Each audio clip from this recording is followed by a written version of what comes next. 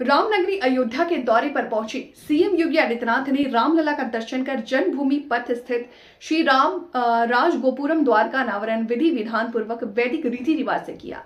इस दौरान दक्षिण भारत से आए वैदिक आचार्य के द्वारा मंत्रोच्चारण के साथ गोपुरम द्वार को लेकर के चल रहे अनुष्ठान को संपन्न किया गया।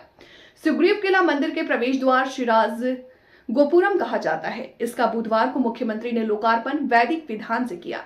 सनातन परंपरा में गोपुरम द्वार का विशेष महत्व बताया गया है। मंदिर की परंपरा है कि द्वारपाल और विभिन्न देवताओं की अनुमति के बाद ही मंदिर में प्रवेश होता है। इसके बाद ही ठाकुर जी के दर्शन प्राप्त होते हैं।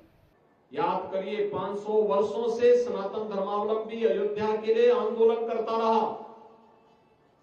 लाखों की संख्या में मारा गया, बलिदान हुआ। कई पीढ़ियां केवल एक संकल्प के साथ कि अपने जीवन में एक ही संकल्प था कि मैं अयोध्या में रामलला को विराजमान होता हुआ देख लूं, लेकिन वे अपने उस संकल्प को मूर्त रूप लेते हुए नहीं देख पाए।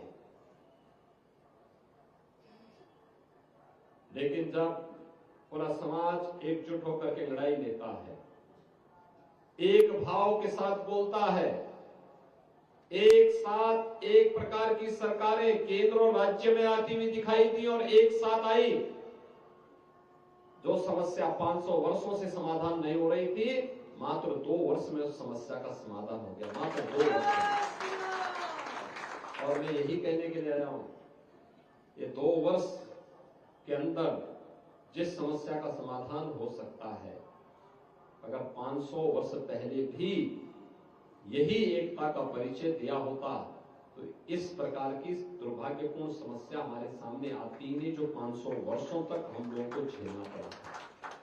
इसलिए गलतियों का परिमार्जन होना समय की आवश्यकता है। किसी भी प्रकार की उस दुष्प्रवृत्ति को जो हमारे बीच में विखंडन की स्थिति पैदा करती हो, बिखराव की स्थिति पैदा करती हो, समाज को और राष्ट्र को कमजोर करती हो, उससे अपने आप को अलग करना, ऐसे तत्वों को बेनकाब करना, समाज में ऐसे तत्वों को पूरी तरह अलग थलग करना और समाज को फिर से सन्मार्ग पर लेकर के चलना, ये धर्म का काम होना चाहिए। और धर्म जब भी अपनी इस जिम्मेदारी का परिचय देगा तो दुनिया की कोई ताकत सनातन धर्म के सामने टिक नहीं पाएगी।